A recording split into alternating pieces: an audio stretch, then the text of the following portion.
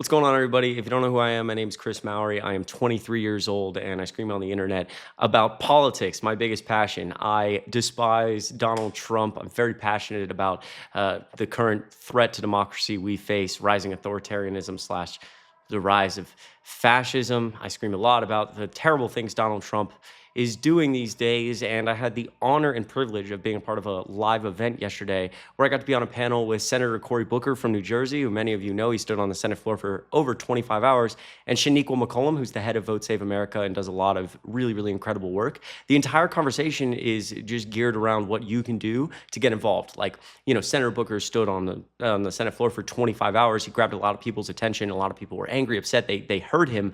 But what's next? How can you actually take that and make tangible change in your community on a day-to-day basis, no matter how small or how big? And Shaniqua McCollum, who again is the head of Vote Save America, has a lot of great insight into this as well. So the entire conversation was really, really fun. A lot of laughs, a lot of really inspirational words from Senator Booker. So I'm going to leave it here. The entire event was like 4 hours, which with a bunch of different elected officials and content creators. So I'll leave a link in the description to the Win the Fight YouTube channel, which was the name of the live event. But this video is just going to be the cut version of essentially my panel, which was about 35 or so minutes. I say my panel, it wasn't my panel, it was me, Senator Booker, and Shaniqua McCollum. With all that being said, it would mean a lot if you clicked like and subscribe down below, because it goes a super long way. And without further ado, I hope you enjoy. Great folks from the media space and some great leaders and some great activists. So without any more delay, I'm going to turn it over to Mr. Chris Mowry. We're very excited to lead this conversation for us, and welcome to any Chris Mowry fans.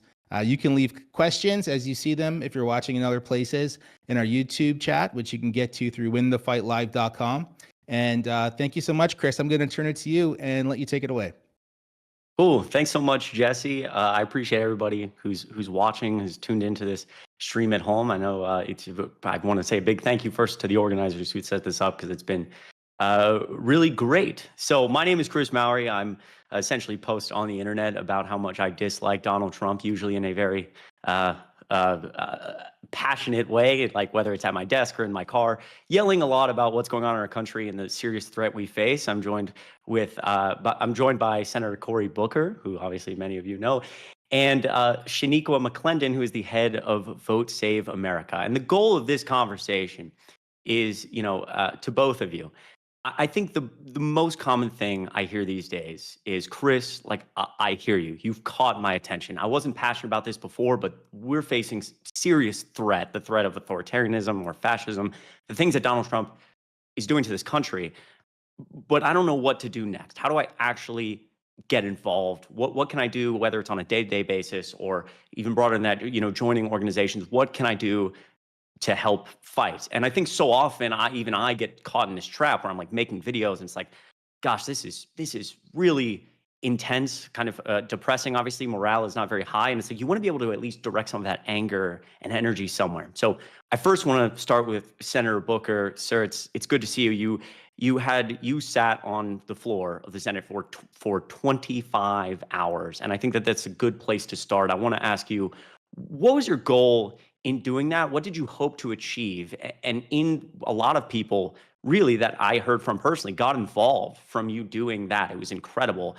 What did you hope to achieve, and what would your answer be to people who ask, I hear you, Senator Booker, you've caught my attention, what should I do now? Well, first of all, it's great to be with you. I want to be very candid here that that was a result of New Jerseyans being upset with me, frankly. I represent them, and they were challenging me to why wasn't I doing more about this crisis. And in January, February, I would tell folks I was working around the clock. I was trying to fight a lot of the things Trump was doing, and people just really believed I needed to do even more, that the Democratic Party was not stepping up to this moment. And I was getting stopped in the supermarket by people, and when I would tell them, look, we're in the minority, and I'd get people joking with me, are you an American or an Americant? And people were calling out to me who knew me back in my days as mayor, where I did a 10-day hunger strike, where I lived in a mobile home and parked it on the worst corners. And they're like, where's this guy that we voted for that used to do things that were out of the field of normal? Well, this isn't a normal time. And so my staff and I took that to heart. People challenging me made me circle my team up and say, guys, they're right. My constituents are right. People are getting hurt. People are losing health care. People are losing funding for their education. The constitutional principles of due process are being violated. We've got to start doing more. And so I decided that we were not going to let the Senate go on as normal business, and that we would disrupt the Senate. And more than that, that I would try to stay on that floor for as long as humanly possible, knowing in the back of my mind, I didn't say this, that the longest record for speaking on the floor was done by a segregationist named Strom Thurmond, that he held the record. And that the guy, in fact, in 1957, when he held that record, at the very same time he did that, within days, a guy named John Lewis, a 17-year-old, wrote a letter to Martin Luther King that changed the course of American history, because King wrote him back, sent him a bus ticket, and he went to go see King and started to become one of the greatest advocates and activists in our country. And I wanted to break Strom Thurmond's record. And so we said three things. One is we're going to disrupt the Senate as usual. Number two, we are going to center the stories of the people in our country who are being hurt by the actions of Donald Trump and Elon Musk. And then number three, we were going to tell the truth. One, that we've made mistakes. I've made mistakes, that we have got to all do more. And the call was really to try to inspire people that all of us should be leaving our comfort zone in a time where so much is on the line in terms of our Constitution, in terms of our health care, our retirement security, our support for the disabled. So much is on the line.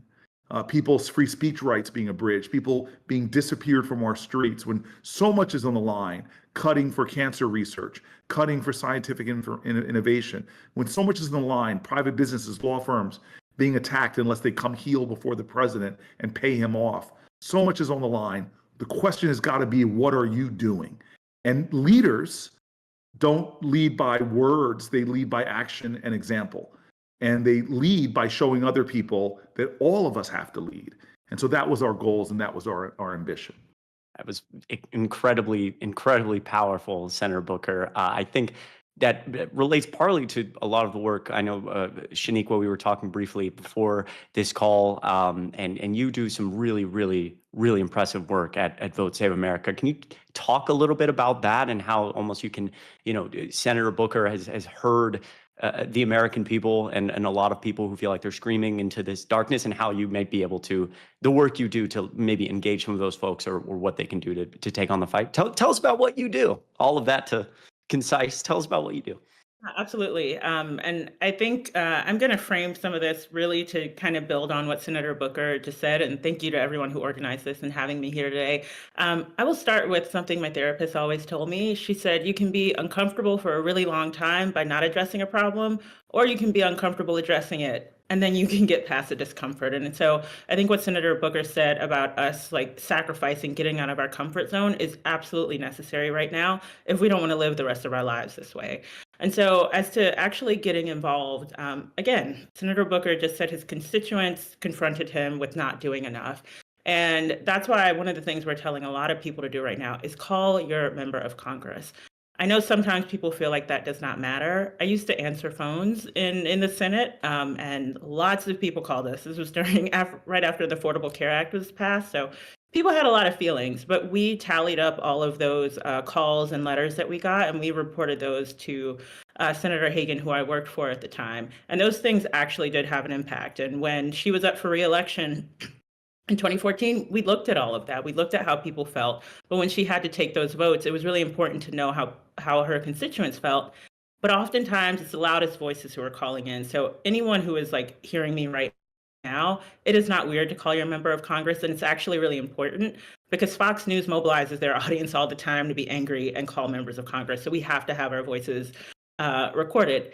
And then, I work at a company called Crooked Media, and Vote Save America is our political action companion, if you will. And again, Senator Booker went to the Senate floor. We spend a lot of time with our show Pod Save America getting people's attention. And then they get so activated by what they're hearing that they want to take action. And that's when they come over to Vote Save America. So that is where you can go to votesaveamerica.com.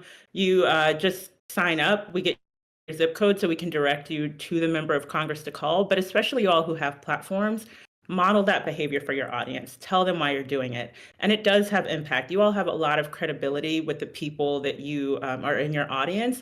And I know it works to get people to do that because that's what we've been doing at Crooked for 8 years now. Our hosts of Pod Save America, John, Tommy, and Dan, they have so much trust and credibility with our audience that when they say you should call your member of Congress, they call their member of Congress. And so you all have that same amount of credibility and trust. And so don't feel like no one's listening to you. People already like you and listen to you. And so that's the second thing I say you can do. So you call, but then get your audience to do the same thing. Yeah, no, that's beautifully said. I think that even in some of the work that I do, being young, I'm 23, even though I look like I'm like 17 years old. I talk to a lot of younger people who generally kind of in a world, a political world that feels like so much. Sometimes it can be difficult to just realize that it's something as little but big at the same time as just calling your representative, whether it's a local representative or federal, member of Congress, can go a really, really long way. And you can start, taking those steps day to day to, take that energy and feel like, it's being directed somewhere. So I think that's really important. Going back a second, Senator Booker, I feel like a lot of people also ask me walking into this, and this relates to the conversation of what went in to 25 hours on the Senate floor. I'm sure you've been asked this question a million times, and I was texting friends about it as I was watching it, and I'm like, I don't know that 25 hours is a really long time. How are you feeling at 23, 24? Where were you at mentally? And how long did you sleep afterwards? Well, I didn't know that I could make it the full 25 hours and break the record. That's why we didn't create the expectation. And I did a lot to prepare for it, from dehydrating myself so I didn't have to go to the bathroom, to, literally having Motrin in my desk. I was slipping the Motrin in for a lot of the soreness that I was feeling going through it. But you asked about the 23rd hour. I'll be honest with you. You learn in life that the body has limits, but the spirit has none. And I was really buoyed by the end there, by a gallery full of people on both sides of the political aisle that were in that room. A Republican senator passed me a note to cheer me on. And I say that tonight to let folks know that we need 4 Republicans and 4 Republicans on the House side, 4 Republicans on the Senate side. In the same way Susan Collins, Murkowski, and John McCain helped us save the Affordable Care Act with John McCain's famous vote no. We need to appeal to everybody. But I also want you to know something that you already do know, and I know for a fact that Shaniqua knows this. I stood for 25 hours, but right now in America, there is somebody on a third shift in a row who's serving at a diner, and she's catching that third shift because somebody's been able to look after her children, and she knows she needs that money because a full-time job at minimum wage in most counties in America is not enough to meet the needs of a family. There's somebody working in a hospital right now doing jobs that are really, really tough. Changing bedpans and sheets and keeping the place clean so that infections don't spread. They do long shifts. There are firefighters right now, as this president's cutting FEMA funding and personnel, who do 16-hour shifts, literally staring at the blazes that seem hot as hell. So as much as I got a lot of attention and focus for standing for 25 hours, we have too many Americans right now that have to do these long shifts because we've seen stagnant wages for pretty much my entire lifetime, while the wealthiest in our country have done really well. And I'm not hating on success. What I am hating on, though, is a tax bill like the one that's in the Senate right now that's going to give the wealthy who don't need tax breaks and gut the programs that working people are relying on, like Medicaid, like food stamps, like a retirement security. And so I'm grateful. It meant a lot to me personally to take a avowed segregationist, to take his record where he was trying to block civil rights. But my hope really wasn't for me to stand, but for me to inspire other people to work, to protest, to demonstrate, to do things that they don't normally do, so that we can not only save our democracy, but help to bring about the time when our democracy is going to be more just and more fair, and that we truly will be a nation that serves the dreams of everyone. Yeah, that's honestly, chills is the only way I can put that. Like, it was very, very powerful, and I think it actually relates to something both of you mentioned. Shaniqua, when you first started, you mentioned it literally felt like I was talking to my therapist, who I talk to every Thursday, about being I'm trying to learn being comfortable being uncomfortable, or the idea that you can sit with a problem for a long time and be uncomfortable, or you can go out and maybe try to solve that problem and I be have to say, uncomfortable. I love that you, as a 23-year-old guy, are modeling that we have strength through vulnerability. The fact that you talked about having a therapist right there, if you were in I might hug on you, man, because not enough guys, especially, are open with that. And to show that real masculinity is about being vulnerable, is about telling the truth, is about saying things like you just said that could help somebody else right now who's struggling with mental health. I mean, we still have suicide rates in this country that are so much higher. The biggest institutions we have in America to help people that are struggling with a mental illness, with disease, is our prisons and jails. I mean, literally, LA County Jail and Chicago's jail are the biggest facilities where we put people that are struggling with mental illness. And so many people don't ask for help. Now, I don't mean to keep bringing things back to what the Republicans are threatening to do and what Donald Trump already has done, Please which is do. cutting mental health services for our veterans, cutting mental health services for Americans writ large, putting people in more horrific circumstances where they are more having their mental health under assault, like whole-scale firing of people who were doing jobs like the one I was talking about in a hearing with the Secretary of State today in Darfur, which is the greatest humanitarian crisis on the planet Earth right now. And they were standing in the breach to stop people from dying. And we now know that children, thousands of them, have died because America has pulled back, thousands of people, I should say, because we've pulled back on our support. So I just have to. You said we gave you chills, brother. We want to give you a lot of props too for being so candid, so open, and showing. And again, we talk about the strength of women, the strength of womanhood. I want us to start talking about what it means to be a man and the strength of manhood. And you really are demonstrating that, and I appreciate it. I appreciate those words a lot.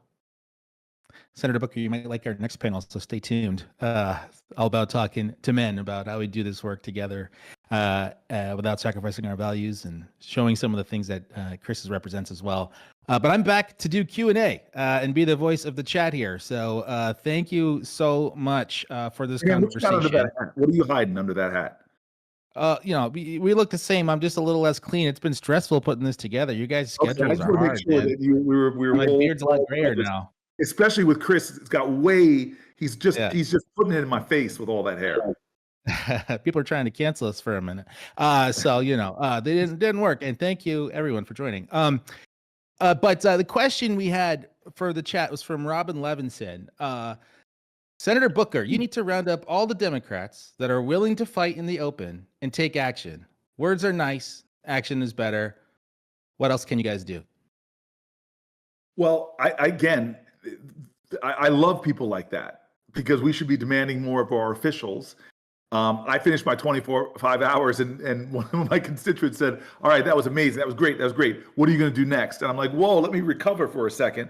But they challenged me. So what did I do next? We went out to the Senate steps, me and Hakeem Jeffries, and did a sit-in for an entire day from sun up to virtually sundown. And we've got to all keep pushing ourselves to be creative in this cause. Because again, I would like to tell you that it was my eloquence as a senator that convinced John McCain to vote no, but it wasn't. It was thousands of Americans demanding from Republicans. It was these amazing, beautiful children with disabilities that called themselves the little lobbyists, who were literally in their wheelchairs rolling up on senators and calling to their conscience about what the impact of the bill they were pushing was going to do to them. And so I'm telling you right now, everybody who hears my voice is more powerful than you realize. And the most common way people give up their power is thinking that they don't have any in the first place. And what we need right now is people to understand that the power of the people is greater than the people in power if they use it. And so what I want from folks, and I'm going to continue to try to lead by example and think of creative ways to break through, to engage, to activate, to inspire. But I lean on the people in New Jersey that are doing that are showing up in the rain to marches, that are finding creative ways to put pressure on Republican congresspeople in purple districts. Because right now, this is the last thing I'll say. This is the problem we have. And Thomas Jefferson said it. And no, I'm not going to sing anything from Hamilton, but I'm going to lay it plain. Jefferson said this very clearly. He said, when people fear their government, there is tyranny. When the government fears its people, there is liberty. And there's a whole bunch of Congress people who know this bill is wrong, but they're going to vote for it right now because they fear Donald Trump. They fear what Trump will do to them more than they fear their constituents. So until they get the message that you should be afraid of us, because if you vote for this, you will be gone in 26. We need to get more people active saying that, not just Democrats, but Americans writ large. The more active we are in sending that message, the more successful we're going to be in stopping a lot of this bad stuff that's happening. And quickly, Jesse, before you go to the next question, I think again that it all like ties in perfectly. Shaniqua, like you were talking about, being comfortable, being uncomfortable, something as simple as like calling your representative, and a lot, like one by one, these small actions, whether, sometimes when I'm in Northwest Georgia, I'll go out in like a Kamala Harris hat and people will look at me funny because I'm in, somewhere, but I've had people come up to me and say like, hey, that's like really cool that I've never seen someone wear that. And I would never do that, but I like that. Like these small changes that may feel uncomfortable in the moment, or calling your representative, or going to, Shaniqua, I believe it's votesaveamerica.com. And looking at some of your options there, like those are all steps that may not feel big, but they're huge, they're massive, because Donald Trump would like to make it feel like it's impossible for us to do anything, but it's all a guise. Sorry, go ahead, Shaniqua. Yeah, I want to add in really quickly, like being visible also matters. If you are scared to death to call your member of Congress, wear that t-shirt or go out to that protest. If there are 5 people at a protest versus 500, the 500 person protest is going to end up on the local news. And then the people sitting at home watching the news are going to see that. Or if you wear the t-shirt, there are so many people who live in really conservative places who feel really alone. And so wearing that t-shirt is an identification marker for them to say, oh, wow, there's someone else like me and I can connect with them. So be visible. Just that matters too. Perfect. That's perfect segue into this next question from Ton McDonald. Coming from a red state, Texas, I feel like I'm trying to fight an uphill battle. Any suggestions or ideas on educating the public? In Texas, I'd say the first thing is it's hard to register people in Texas. They've made it very hard. But join organizations that are registering people. I'm not from Texas. I am from North Carolina, but Texas has a lot of people who are just not registered. I think if you want to talk to the people in your communities about not even who to vote for, but why it's important to vote, why the decisions being made around them are affected by who's in office, and especially talk about local races. I think it's really hard in a state as big as Texas to talk about, Senator Cruz or Cornyn and, they need to do this and it's going to change my life. I have a classmate who is a county judge. I thought it was like a judicial position. It's not in Texas. It's someone who makes a lot of decisions about, I think, billions of dollars. It's Harris County where Houston is. And so really connecting the dots for people about why their water may be dirty, why all their power went out when there was a snowstorm, like talking to people about the things that affect their everyday life will go really far. But please don't feel like you are fighting an uphill battle. The young woman, Lena Hidalgo, that I went to school with, she beat an incumbent Republican who had been in office for some time. So all of those little steps you're taking are contributing to that. And they want you to feel like it doesn't matter, but it does. And I've met some of your legislators. They're great. It's happening. Can I just hallelujah amen that? Because I was just down in Harris County a few days ago, and you are 1,000% right. I met with a bunch of local activists in the Democratic Party, and they're just frustrated because These are incredible, inspiring leaders, but they just need more people to engage and get involved up and down the ticket. And local races really do fuel ultimately not only real change in your communities, but they set up a platform for larger victories. And the last thing, there's an influencer I follow, a young guy who posts videos about the data from elections, and he keeps arguing that you do not need to even register more people to vote, which please register more people to vote in Texas. But he just shows if you notched up the voter turnout by just 10 or 15% amongst Democrats in Texas, you would win every statewide election.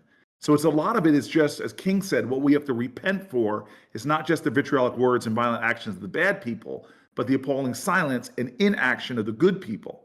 And so local activism, pulling more people, educating more people, getting more people out is really the way that we're going to turn it. And right now, I'm watching that Texas Senate race. And I just want to tell everybody right now in Texas, Paxton is challenging Cornyn and is 16 points ahead. But Paxton may be the advantage in the primary, but right now he's polling behind possible Democratic challengers. So we could put Texas in play. There's a whole bunch of House seats in Texas that are in play. Texas could be the state in which we change the House of Representatives and bring the Senate back into balance.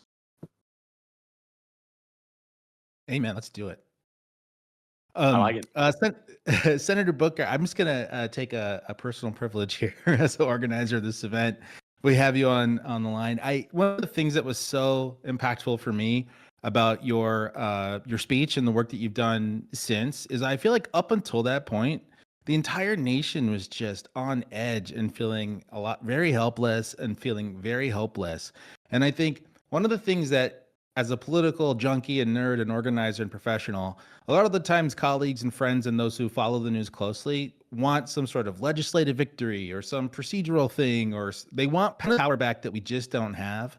And I think what you showed is just winning a news cycle, winning the moment and just cutting through is so essential when we're facing this shock and awe assault. And, are there other, is that part of your motivation? And do you guys think about that? And what are ways people can try to do that kind of thing, maybe even locally? Absolutely. This is what Donald Trump does. He knows if you're talking about him, he's winning. If he gets us to center him in the story, that he's the main character of the story, he's winning. I think that if we get us to center other people as the main story, then we are winning. He's trying to, in this attention economy, to dominate the attention. And we've got to start to scratch that record, break that pattern, and begin to take back attention and refocus it on people. And so that's why we said we're going to try to do something that we think breaks through by talking about Americans reading their own letters and their stories. And what was amazing to me is on TikTok alone, we got 340 million likes, and it happened. But I want to tell you more powerfully than that. We are all ancestors, descendants of these artists of activism, who didn't always win their immediate mission, but sent ripples into hope that changed this country. And the best example I have that, as quickly as I can tell you, is that Edmund Pettus Bridge, this bridge named after a grand wizard of the KKK, marchers in March of 1965 tried to march across that bridge, got stopped by Alabama state troopers, and they were turned around. They were turned around because they were beaten viciously. People call it Bloody Sunday. But on that same day, there was a white guy on a couch in New Jersey watching TV. And he was so shaken by what he saw that he got up and thought he'd go to Alabama, but realized he couldn't afford a plane ticket. He just started a law firm. And so he slumped on his couch, but then he thought to himself what Shaniqua's been trying to say so eloquently. He thought to himself the same thing. I'm not going to let my inability to do everything to undermine my determination to do something. I'm going to do the best I can with what I have where I am. And he made this meager calculation that he could afford one more hour of pro bono work, called around New Jersey who needed civil rights help in our state, found out that there was this group trying to stop real estate segregation in New Jersey, which was really bad. And he started to represent this organization called the Fair Housing Council. And they would send Black couples to look at houses in areas that they weren't selling. And then when they were lied to and told it was sold, a white couple testing it would come out and expose it. They got good at it. 4 or 5 years later, this family's coming up from the South. They look at a home They fall in love with it, but they're lied to. They're told it's sold. They send the white couple out. They find out it's still for sale. The white couple puts a bid on the house. The bid is accepted. Papers were drawn up. And on the day of the closing, the white couple didn't show up. The black man and the lawyer did from the family confront the real estate agent, who's so upset that he's caught and exposed that he stands up and punches the lawyer in the face, sings a Doberman pincher on the guy, the black guy. Those guys get out of there, thankfully, not too badly hurt. They write legal letters. They win the day when the family finds out what's going on, that owns the home, sells it directly to the black family. And then the black family moves in. And 43 years later, the baby from that black family becomes America's fourth black person ever elected to the United States Senate, me. I'm sitting here as a US Senator who grew up in this amazing community, amazing town. By the time I was 18 years old, I was an All-American football player, president of my class, honor society, had nurturing soil. All of that was made possible because one white guy on a couch didn't just sit there and think, I can't do anything when I'm watching what's going on in Alabama. That's the power we have individually. Even if we don't win the day, like they didn't win the day on the Edmund Pettus Bridge, we send out ripples of hope beyond even our imagination that cross space and time. Stand up today. Do something today, even if it's just 1 hour a week. 1 hour a week, 10 minutes a day, take Sunday off. And you're going to find a way to be a part of a larger change beyond your imagination.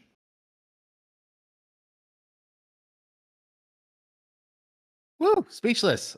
Wow. Incredibly inspiring. Thank you for sharing that. I'm honestly a little stun locked here in response to that. And the chat is appreciating it as well. That said, thank you so much for joining. We are coming up here to time. I did promise Chiara Putzhammer that I would let you know, Chris Mowry, that she's a huge fan. It's her birthday, and if you ever come across her, she'd love a picture. You get what? Wait, what was her name one more time?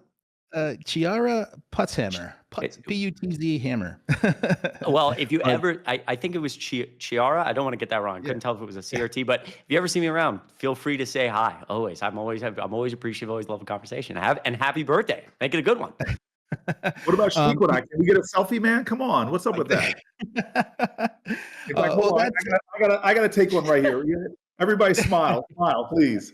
Got my camera up here. Hold on, smile. All right, I got it. All right. Send that around. You can find that selfie at winthefightlive.com, where we will post it to our Substack and connect you with Senator Booker, Vote Save America, Chris Mowry, Shaniqua, and everybody else who's spoken. That said, I gave a plug. I'd love to give you guys the chance to do plugs. Shaniqua, one more time. Where can the people go to follow you and take action? Yeah, all of our handles, website, everything is Vote Save America. But if you go to votesaveamerica.com, just put in your email and zip code, and we will send you stuff near you, marches, members of Congress to call. And then if you follow us on social, we will literally, in our broadcast channel, send you content to help, get the message out. Amazing.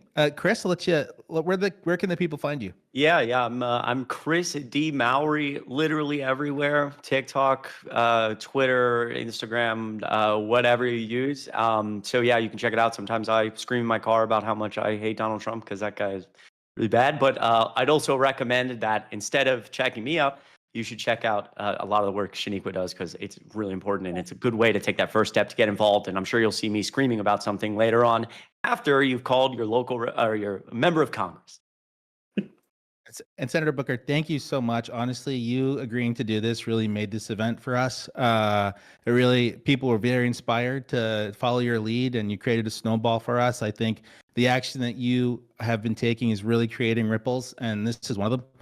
So thank you for joining us. Thank you for the amazing words and stories that you've shared with us and for the inspiration. Anything you want to leave us with? Well, I want to join Chris in setting some shine on Shaniqua. What I love about her is that you can really get tactical things that you could be doing. If you're at a loss, plug in with her, what she's doing, and she will give you tactics to take. I want to thank Chris. I watch his content and I laugh. To be honest with you, you do something that's powerful in our traditions. I'm here in DC. My parents used to listen to Black radio, and they said it inspired us, and entertained us, it activated us, and informed us. So I think that you are carrying on the best traditions of influencers of past in what you do today. And Jesse, just want to thank you for giving me this chance tonight. This was a long day, man. It's a long day. All of us have long, hard days. For you to create some community tonight for us, it's something that sources me at the end of a long day. So that's what we've got to be. The one other thing I would tell you to do is don't be alone. Don't feel isolated. Don't feel disconnected. That's what they want you to feel: overwhelmed, discouraged. Create community and connection with people that source your spirit, strengthen your soul, and encourage you in the fight. This is going to be a long fight. A long fight. And so do things that actually help to strengthen your spirit and nurture you. And thank you for doing that for me tonight, everybody. You're welcome. And speaking of community and connection, one last question. Mr. Jolly Good Ginger said, ask Senator Booker if he fasted today. We are accountability partners. That is 100% true. And I want you to know I've literally had my worst eating week I have had in a long time. So tell him I'm way off the wagon. This is one of those times I need an intervention. I went to bed last night. I'm a vegan, but the empty bag is actually right near my hand. So I tell him I'm his accountability buddy. I have to confess to him I am way off the wagon, and my suit's getting a little tighter. Well, good. He'll keep you accountable. Thanks for joining us. We hope to do this again sometime soon. Community is important, and thanks for enriching it and being a part of it tonight. Thank you. Thank you, everybody. Thank you. Thank you, guys. I appreciate it. Bye-bye now. All right. What'd you think, chat? How was that? Jolly, we got it in there for you, man. And thanks again for being such a champ for this event, Jolly, since day one. We really appreciate it. We are all volunteers, unpaid, just doing this for love of country and a desire for community, and out of service to try to serve you all and give you the connection to make the difference that you need to make. We all got to be in this together, as you've heard from so many of the panelists so far.